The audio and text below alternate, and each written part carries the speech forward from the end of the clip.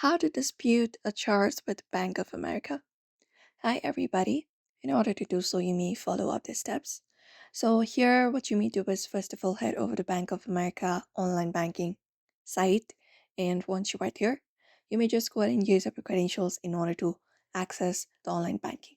So, you need to go ahead and put in your user ID and your password of your particular bank. Just go ahead and provide them with the details. After that, tap on login and basically log it into your account. And now that you're logged in, you can follow up the steps. So once you are in the web version, for example, if you are in the web version, you can even use the application if you want. Then you can just select the account with the transaction you would like to dispute.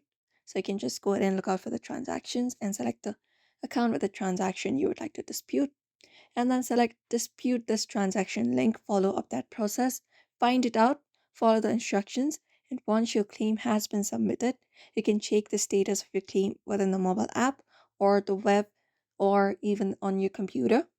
And claims will be viewable on the site and app up to 120 days, so you don't need to worry if it will vanish within some seconds or minutes. So from the date the claim file is moved to actively closed status, so you can look out for those status. Basically look out for that in the dispute section, the transaction section, and there you should be finding option to dispute a charge within the application. So that is it. You may follow up this method if you would like to dispute a charge with Bank of America applications as well. So I hope this video was helpful. Give it a thumbs up and subscribe for more tips and tutorials.